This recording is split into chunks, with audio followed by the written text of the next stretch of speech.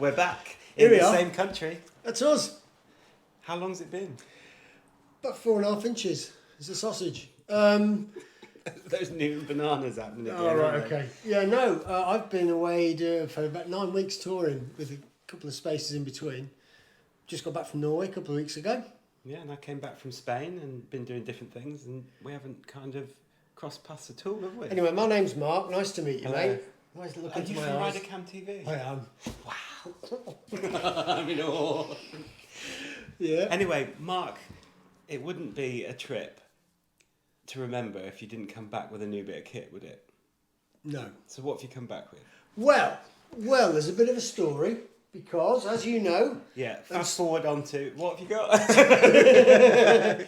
some people will be really disappointed because they've just bought this set of boots, which I'm now going to diss a little bit. However, I'm not going to, because these are my amazing extreme cold weather boots, which I bought for 45 quid, and they're now 2.5 years old. Absolutely fantastic. They stink. Yeah, they do a bit. Anyway, so there's an issue with them, and it's not an issue with the boots, it's an issue with the bike. Yeah. Because the GSA has these spiky foot pegs, and you can't buy it, although you can, because I've just found a pair. But they're really hard to find though, those inserts. That's what you're going to talk about. Rubbers to go over the top of the pedals, because without them, this is what they do to the bottom of your boots. Yeah, they put glue all over it and it has that sheen. Oh, wrong boot. No, so what happens is the pegs, I mean, if you've got a GSA or any kind of bike that's got these spiky pedals, you'll notice that they stick into the instep. Is that the instep? Yeah. Yeah, I would have thought that. This bit here anyway on your boot. Yeah, that bit. And the spiky bits had actually gone right through to the shank of the boot itself. And so I was starting to get wet feet. So the boot is still pretty good, even although it's starting to split around there where I use the gear change. So for my last tour, the Norway tour, I had to use Araldite and Gorilla Glue to fill up the hole. If that's an advert for those two things. It is. Yeah. But even now, after like 3 weeks of riding on it, it's started to make holes back in this and it's sticking on the boot again. So I made a bit of a wild decision. Yeah. And bought these! He bought a box. Oh yeah, It was a scam. I bought these. No, and when I saw them, I'm like, I've been looking for those boots for ages because I've got the Santiagos from BMW, which are exactly like that. But this bit's starting to go, and they're looking a bit shoddy now. And they don't do Santiago's anymore. So these are Forma Cape Horn boots. And obviously there's a little difference in size. You can see it in height there. Yeah, that would like chafe on your crutch, wouldn't it? On mine it does, yeah. So I wasn't expecting them to be that high, but look at them, aren't they nice? I've done a lot of research on. I'll move that out of the way so you can see me. I've done a lot of research on boots. You can get some that have got material in them. You can pay an outrageous amount of money for boots. Yeah. And I don't agree with that at all because I think it's a marketing ploy. You know, you pay £400 for a pair of boots. That you can't walk in. Yeah, just for riding a motorcycle, and then you'd go out and buy a pair of walking boots for about 130 quid. Yeah. I mean, I suppose that, there's certain things that you need as a biker, aren't there? Because you need some sort of protection that's higher up around your ankle, like your other ones have got, but these have got the protection and stuff, and the shin bits as well. Some people think that's quite important. I do for mine. Yeah, well, these have got all the sort of padding on the inside, the protection, and the... Hang on, there's an alarm bell ringing somewhere. And Cornish stick is cutting away. So you got gear change pads and all that kind of stuff. Reflectors on the back, bits that make them comfortable. So this comes right up to the shin, and obviously for an adventure type boot, this is quite important. Yeah. I think for the look, these sort of clippy things. Well, I think I like those. Not only have I got used to Santiago, which are basically, you could say, these are a good company, aren't they? But they're almost taken the mould from the Santiago and kept doing them, which is good for me because a lot of the stuff that like BMW and other manufacturers are bringing out don't actually look like bike boots. They look like trainers now, don't they? Some of them do. And I don't like that sort of thing. I don't like these thick soles.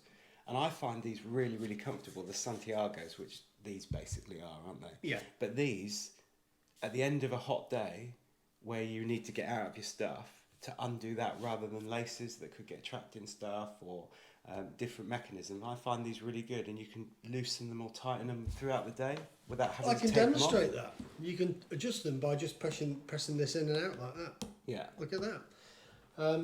So really good. But these are a bit different, these boots, because normally they only have Velcro on one side. Yeah.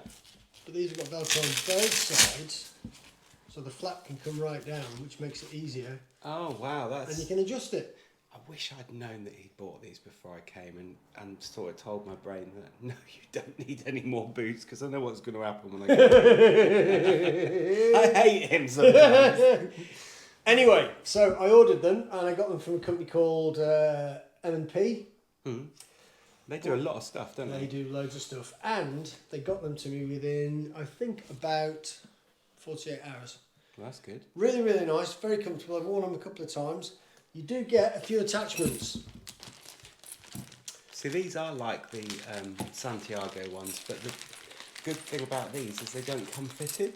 Yeah. The other ones come fitted, then you've got all the holes, haven't you, everywhere? Yeah. So, you get a set of screws, and these basically clip on the front, like you would imagine an adventure boot. And I'll be honest, I'm not going off-road with them, so I just want them for comfort. So you could use those, and we could have like a Magellan March, because you make the noise as you go along. You don't get out much now, do you? No. Anyway, so I didn't put them on because, you know, like Toby just said, you have to put the screws in the bottom, and they get worn off and they drop off. And then, you know, do you move them around a little bit to get them back on? You know, do you have to offset them?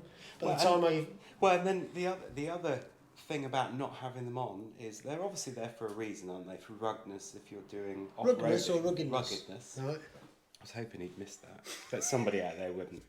But when you get on and off the bike, sometimes, you know, as tired as you get or whatever, you might just drop your leg just a little bit and catch the pannier or the seat. With that, you know, there's potential to scratch or rip, isn't there? Well, I was in two minds whether to put them on, so I asked my motorcycling sidekick for so I'm not his some advice. Motorcycling sidekick anymore. No, I asked my 5-year-old granddaughter.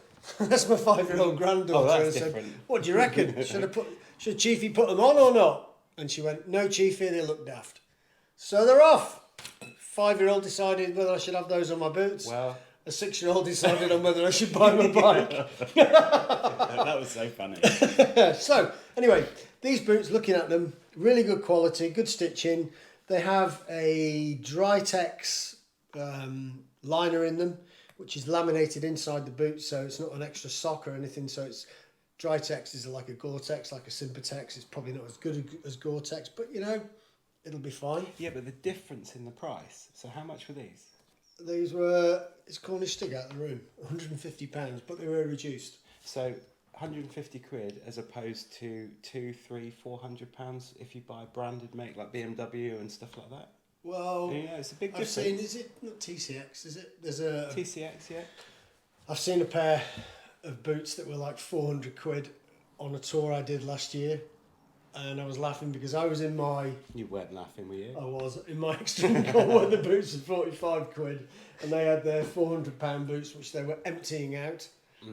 You know, because they were, even though they were supposed to be Gore-Tex, they were just leaking like sieve. So I bought these.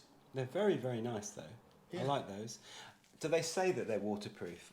Yeah, it does say that when you go Google it and all the rest of it, it comes up in the waterproof section. Oh, wow. So time will tell. And I did a lot of reviews because there's a few companies that sell them, and the reviews were pretty good, saying that they are waterproof for somebody who doesn't use them for commuting and that kind of stuff. Time will tell. Time will tell. In this bit in here, You can take that boot off me, look.